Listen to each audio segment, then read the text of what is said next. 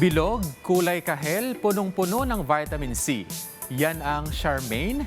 Viral ngayon sa social media ang comedy skit na yan kung saan tanong ng content creator bakit hindi pinag-isipan ang pagpapangalan sa prutas na orange.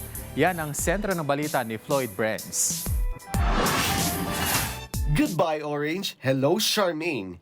Ito ang bagong linyahan ng mga Pilipino online at maging sa mga palengke matapos mag-viral ang nakakatuwang comedy skit ng isang content creator. At pumalo lang naman ito sa 10.1 million views and counting. O Mari, bakit sabi nagre-reklamo ka naman? Di kasi naman, naiinis naman ako, te. Kasi parang hindi naman ako pinag-isipan. Bakit naman? O, di ba, ikaw ang pangalan mo ay Mango. At tapos? O, Mango ka, di ba? Pero dilaw ka naman. Ay, oo. Ano ba, parang obvious naman kasi sa akin, te. Orange, wala na bang ibang pangalan? Nakakaloka naman. May point ka dyan. Dapat kasi ginagawa nila ng paraan niya mga yan. Hindi tamad naman kasi gumawa ng pangalan. O ano ba sana talaga ang gusto mong pangalan? Ay, ang gusto ko sana pangalan ay Charmaine. Ay, ang ganda no. O, sayang. Ayawan ko ba dyan? Ipanotaryo natin yan. Sana naman ay baguhin mo. Oo, Charmaine. Ang pinagmulan ng rebrand ng taon, nagsimula ang lahat nang mag-viral ang video kung saan umalma ang isang orange sa kanyang sariling pangalan.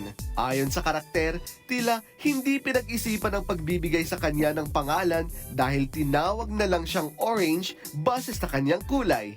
Hindi tulad ng mangga na tinawag na mango kahit ito ay kulay dilaw.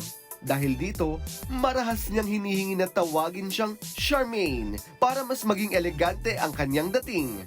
Sa kasunod ng mga skit, lumawak ang universo ng karakter nang sumali si Vanessa at si Melanie, ang abogado na sawa ng mapagkamalang abogado. Ayoko ng ganitong pangalan, parang hindi pinag-isipan. O katulad niyan, pinagkamala mo akong abogado, abogado naman baga. Grabe din pala yung pinagdadaanan mo. Sinabi mo pa. O kung sakali, ano ba sana ang gusto mong pangalan? O ang gusto ko sana talagang pangalan ay Melanie. Ay, ang ganda nun. O di ba mas maganda yun? Pabiro pa nilang pinag-usapan na ipapanotaryo ang kanilang mga bagong pangalan. Oo, ipanotaryo mo na rin yan. Sumama ka na sa akin, sabay-sabay na tayo. Tara na, Melanie. Tara, ipanotaryo natin yan.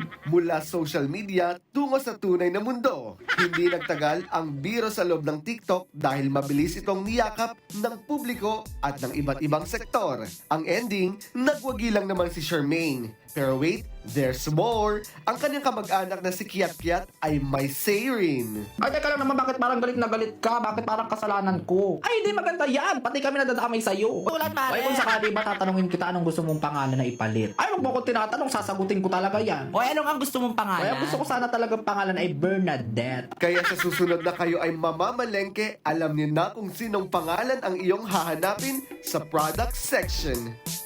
Floyd Brenz para sa Pambansang TV sa Bagong Pilipinas.